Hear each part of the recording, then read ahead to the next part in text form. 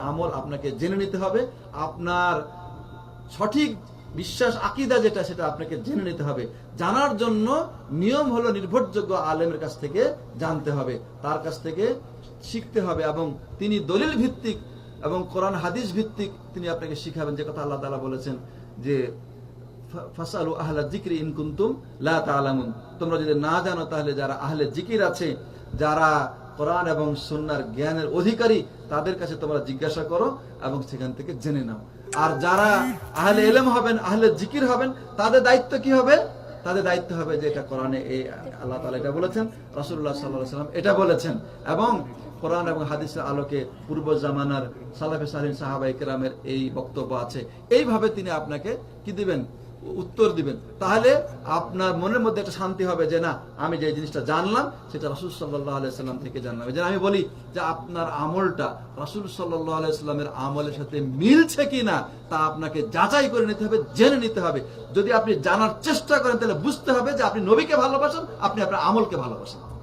আর যদি আপনি জানার চেষ্টা না থাকে তাহলে আপনার আমল একটা হলেই হলো, আর কি একটা হলেই হলো, এরকম একটা মসজিদে গেলাম, বাইরে হয়ে আসলাম, বাস আমি তো নামাজ পড়েছি, নামাজটা কবুল হলো কিনা ওই চিন্তা আপনার মাথার ভিতরে নাই, কোশ্চিন কালেও ওই আমল আল্লাহর কাছে কবুল হবে না। এজন্যে আপনি যদি হক জানার জন্য, হক জায়গায় পৌঁছার জন্য চেষ্টা করতে করতে মরেও যান, তবু আপনি সফল হইতে পারবেন। কিন্তু আপনাকে চেষ্টা করতে হবে। আর যদি চেষ্টা না করেন, অনুসন্ধান না করেন, না খোঁজেন, জিজ্ঞাসা না করেন, তাহলে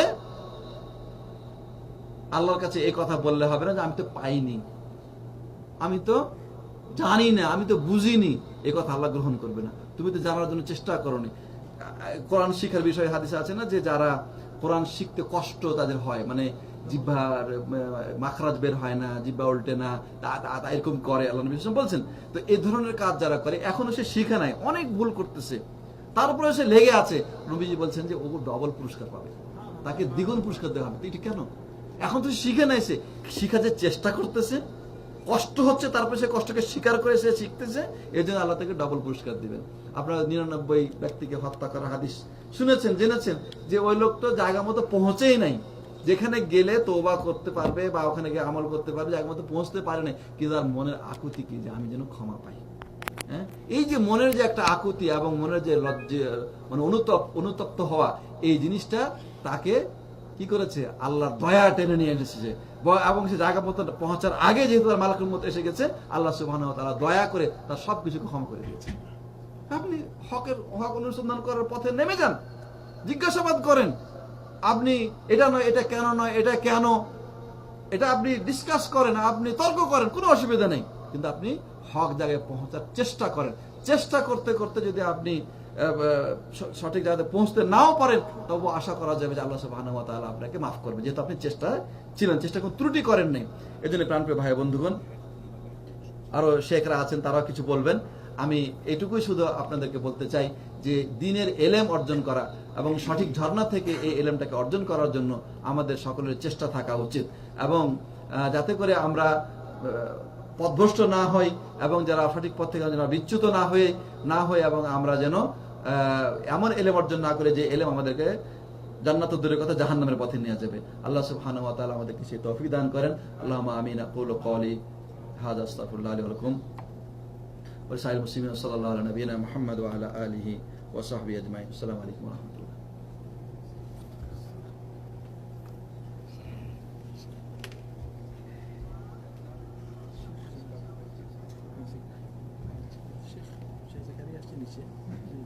ঠিক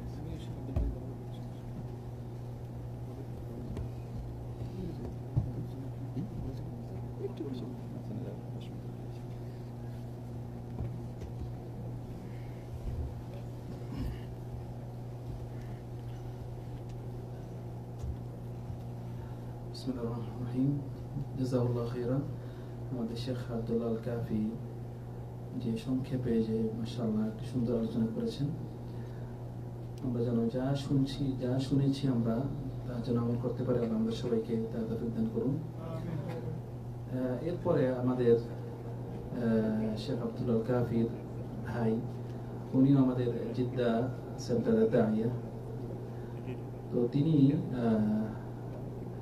আমাদের আমাদের মাঝে আজকে আছেন, তো উনিও ইনশাআল্লাহ আমাদের মাঝে সংক্ষেপে কিছু আলোচনা করবেন। ওনাকে ওনার কথা বলার জন্য আমন্ত্রণ জানাচ্ছেন। বারাকাল্লাহু ফিক।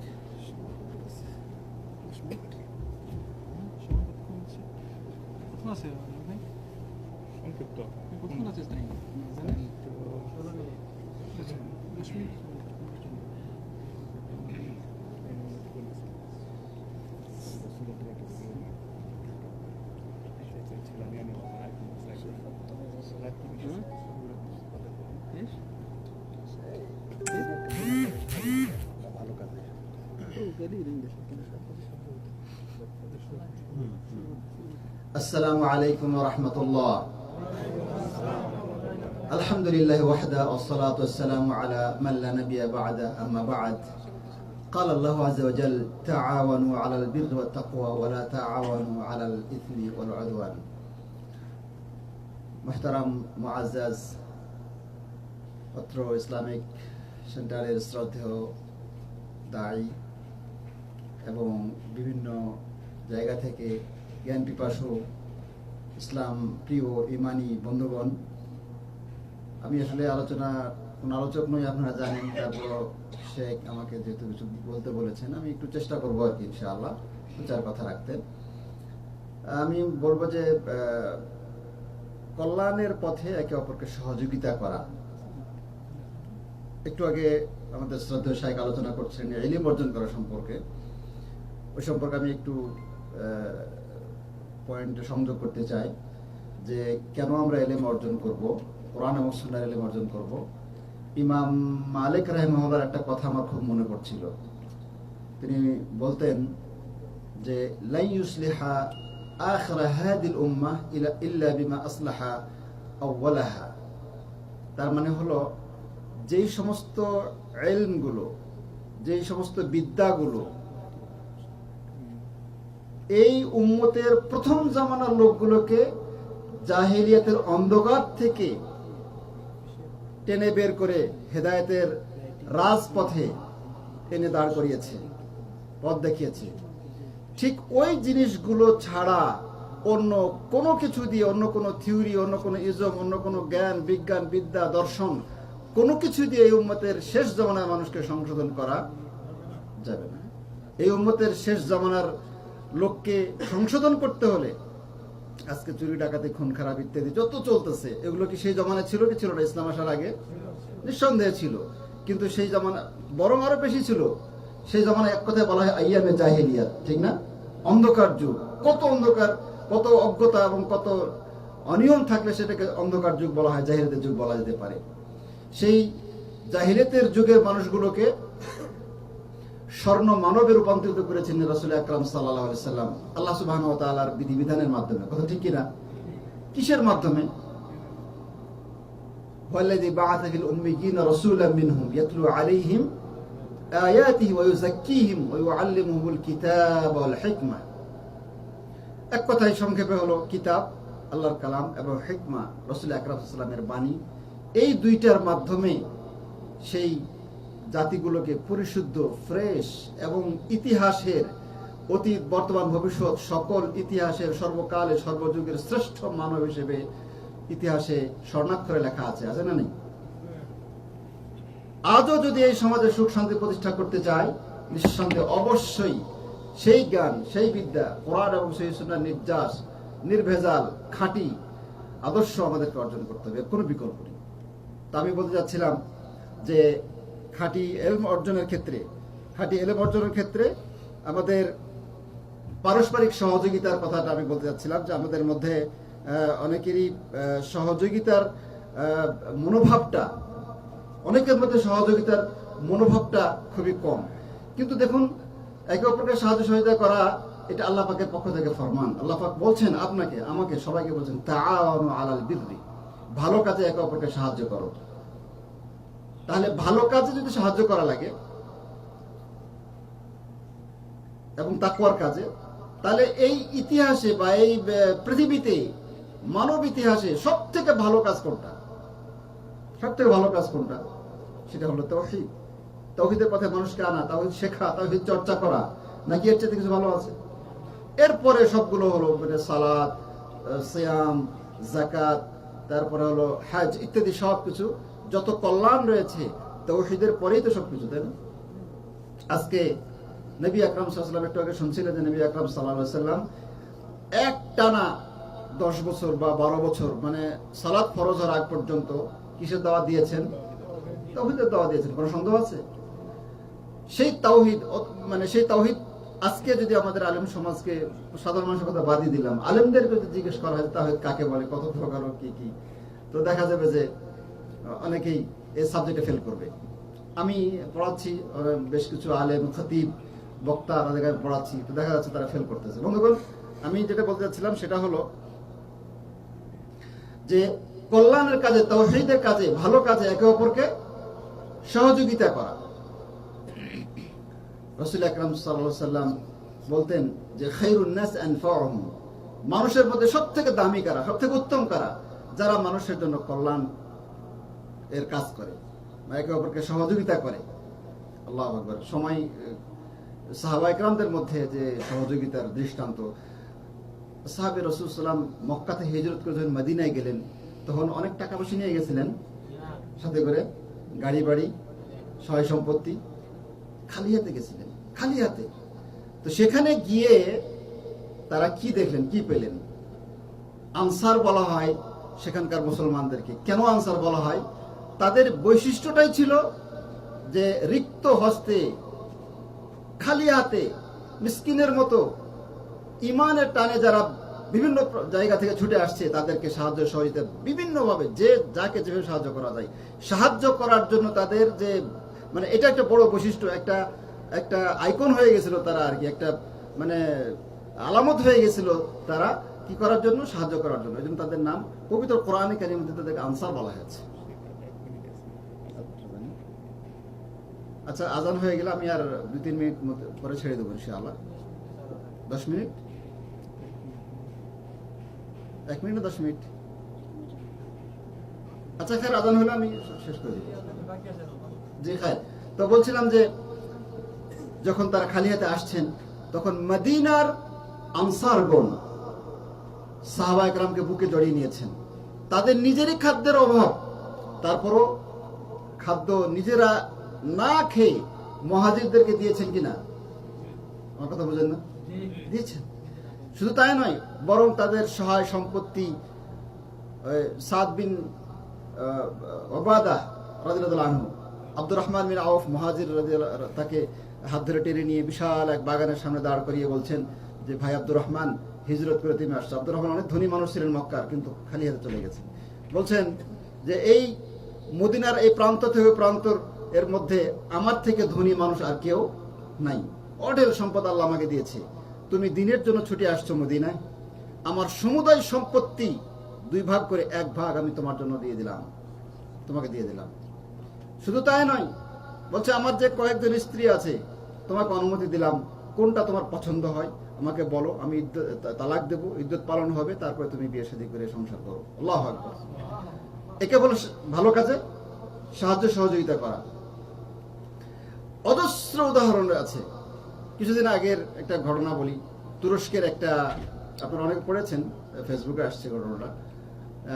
তুরস্কের একটা পাহাড়ি দর্শনীয় এলাকা, সেখানে ডেনমার্কের এক মানে যুবক যুবতী, তারা স্বামী স্ত্রী বেড়াতে আসছে। বেড়াতে আসলে একটু বিকেলবেলা পাহাড়ি এলাকা ঘুরতে ঘুরতে, হাঁটতে হাঁটতে, যেতে যেতে একটু বেশি দূরে চলে গেছে। এখন ফিরে আসবে কোন দিক দিয়ে রাস্তা খুঁজে পাচ্ছে না। রাস্তা মানে ফিরে আসতে গিয়ে আরো দূরে চলে গেছে। মনে করছিল যে এখান থেকে গেলে কাছে তাড়াতাড়ি চলে যাব, কিন্তু দেখা গেল যে আরো বেশি দূরে চলে গেছে। এখন আর ফিরে আসতে পারতেছে না। সন্ধ্যা ঘনিয়ে আসতেছে বা রাত হয়ে যাচ্ছে। এখন খুব পেরেশান বা কাদো কাদো অবস্থা, বিপদে পড়ে গেছে তারা। শেষ পর্যন্ত এদিক সেদিক খুঁজতে খুঁজতে খুঁজতে খুঁজতে একটা ঘরের মতো মনে হলো। সেই ঘরে গিয়ে, ঘরের কাছে গিয়ে তারা যখন ডাকাডাকি করলো, রাত ঘনিয়ে আসছে, তো সেখান থেকে এক বৃদ্ধা মহিলা আওয়াজ দিল, এবং এক বৃদ্ধ মানুষ আওয়াজ দিল এবং তাদের সাথে যোগাযোগ করলো, কথা বললো। কি হয়েছে? তো এরা বলছে, দেখেন আমরা পর্যটক মানুষ, আমরা একটু পাহাড়ি এলাকাটা বেড়াতে আসছিলাম, খুব সুন্দর লাগতেছিল, এখন তো রাস্তা ভুলে গেছে, এবং রাস্তাটা আমাদের দেখা দেন, কিভাবে যাবো আমরা। বৃদ্ধ মানুষ বলছেন যে আপনারা যে জায়গার কথা বললেন সেই জায়গাতে এখন যাওয়ার কোন রাস্তা নেই, রাত হয়ে গেছে, এখন যাওয়ার রাস্তা বন্ধ, বা যেতে চাইলে আপনার বাঘ ভাল্লুক বা এরকম জন্তু জানোয়ারের হামলা শিকার হতে পারেন। তো সুতরাং এখন আপনাদের জন্য বেস্ট হবে যে যদি আপনারা মনে কিছু না নেন, আমাদের এই গরিবখানায় আপনারা আজকে আমাদের অতিথি হবেন। এখন এরা হলো ভিআইপি মানুষ, অঢেল পয়সা সম্পদ বা আরাম আয়েশের সাথে পরিচিত। এখানে বন বাজারের মধ্যে, পাহাড়ি এলাকার মধ্যে, একটা ঝুপড়ির মধ্যে তারা কেমন করে থাকবে?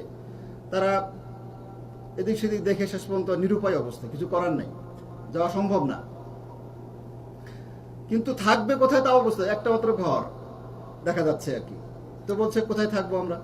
তো বলছে যে আপনারা যদি মনে কিছু না নেন, তো তাহলে এই ঘরেই একটু কষ্ট করে থাকতে হবে। তো দেখতেছে আরো কিছু বাচ্চা কাচ্চা আছে, দুই একটা, এবং বুড়া বুড়ি আছে। তো শেষ পর্যন্ত তারা থাকার সিদ্ধান্ত নিল।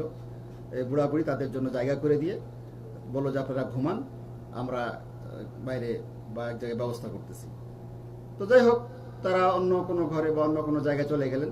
আর এই ভদ্রলোক এবং আর কি, তারা খ্রিস্টান ধর্মের ছিল, তারা সকালবেলা ঘুম থেকে উঠে এখন তাদের কাছ থেকে বিদায় নিয়ে চলে যাবে। বিদায় নিতে গিয়ে ওই বাড়ির লোকগুলোকে, বুড়া বুড়িকে, বাচ্চাদেরকে আর খুঁজে পাচ্ছে না।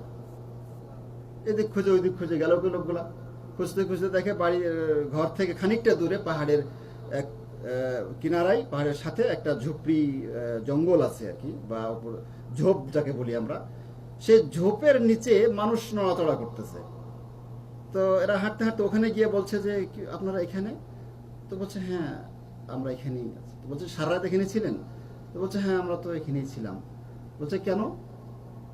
তো বলছে যে আপনারা আমাদের অতিথি, আপনাদেরকে সম্মান করা এটা আমাদের দায়িত্ব, কর্তব্য। তো বলছে যে কেন আমরা চিনেন না, জানেন না আমাদের, কেন আপনারা সম্মান করবেন, কেন আমাদের এখন? বলছে দেখেন আপনারা বিপদে পড়ছেন, আর আমাদের যতটুকু করণীয় আছে এতটুকু করা আমাদের ইমানি দায়িত্ব। এটা আমাদের ধর্মগ্রন্থে আছে, এটা আমাদের ধর্মীয় বিশ্বাস। আল্লাহ আমাদের খুশি হন। এই কথাগুলো যখন বললেন, তারপর ওরা বললো যে আপনাদের ধর্মগ্রন্থটা দেখি, আমরা একটু পড়ি। তো বলছে দুঃখজনক ঘটনা, ওদের ঘরে ধর্মগ্রন্থ বা কোরআন ছিল না। তো নাম বলে দিল যে এই কোরআন নামে আপনি ট্রান্সলেট পাবেন, লাইব্রেরিতে যান এবং সেখান থেকে কিনে নিয়ে আপনি পড়ে দেখেন। তারপরে তারা গেল এবং কোরআন কিনে নিল, কোরআন পড়া শুরু করলো। কোরআন পড়তে পড়তে দুইজনে ইসলাম গ্রহণ করলো। ইসলাম গ্রহণ করার পরে কোরআনের শিক্ষা তারা বাস্তবায়ন করার জন্য নিজের এলাকায়, নিজের দেশে তারা একটা ইসলামিক সেন্টার তৈরি করলো, এবং ইসলামিক সেন্টারে আরো কিছু নতুন মুসলিমকে সংযুক্ত করে ব্যাপক প্রস্তুতি নিয়ে, মানে পুরা সাধ্যমতো তারা দাওয়াতের কাজ করছে। সৌদি আরবের আল হুদা টেলিভিশন চ্যানেলে সাক্ষাৎকার দিছে, তাদের ওই অফিসের মাধ্যমে 4000 লোক ইসলাম গ্রহণ করছে। আল্লাহ, আজকে একটা মানুষ ইসলামী সেন্টার চেনে না, আসার হয়তো পকেটের পয়সা নাই, বা দিন সম্পর্কে সচেতনতা নাই। এখন যারা আমরা দিন বুঝি, মুখ বন্ধ করে বসে থাকা, এটা এক প্রকার খেয়ানত হবে।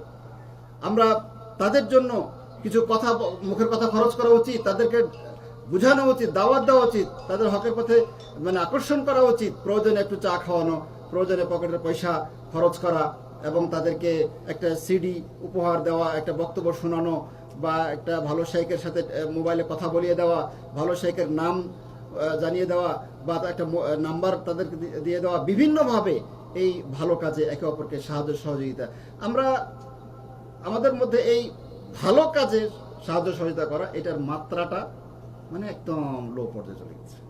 সবাই নিজ নিজ ধান্দায়, নিজ নিজ দায়িত্বে পেরেশানি নিয়ে আমরা আছি। মানে হকের জন্য, দিনের জন্য, কল্যাণের জন্য যে অপরকে ডাকতে হবে, সহযোগিতা করতে হবে, এই মানসিকতাই আজকে আমাদের থেকে বিলুপ্ত হয়ে যাচ্ছে। তো আবার যদি আমরা আলহামদুলিল্লাহ যদি আমরা একে অপরকে সহযোগিতা করি, তাহলে আবার আমাদের মধ্যে ইসলামী চেতনা ফিরে আসবে, এবং সেই কি বলে যে কোরআন এবং সহিহ সুন্নাহর চর্চা আমাদের মাঝে ব্যাপক আকারে ইনশাআল্লাহ শুরু হবে। আমি একে অপরকে ভালো কাজে সহযোগিতা করার জন্য এগিয়ে আসার জন্য আহ্বান জানাচ্ছি। আমার কথাবার্তায় ভুল হলে ক্ষমা করবেন, এবং আল্লাহ তাআলা আমাদের সবাইকে ক্ষমা করুন। আমরা সবাই একে অপরকে ভালো কাজে সহযোগিতা করব, খারাপ কাজে কেউ কাউকে সহযোগিতা করব না। আল্লাহ আমাদের সবাইকে কবুল করুন, সবাইকে ক্ষমা করুন, এবং সবাইকে তৌফিক দান করুন ভালো কাজের জন্য। সুবহানাক, বলে আমি শেষ করছি। সাল্লাল্লাহু তাআলা নবিয়ানা মুহাম্মদ ওয়া আলা আলিহি ওয়া সাহবিহি আজমাইন। সুবহানাক আল্লাহুম্মা ওয়া বিহামদিকা আশহাদু আল্লা ইলাহা ইল্লা আনতা আস্তাগফিরুকা ওয়া আতুবু ইলাইক। জি জি শেখ বলে দিন। আলোচনা শুরু হবে সালাতের পরে ইনশাআল্লাহ।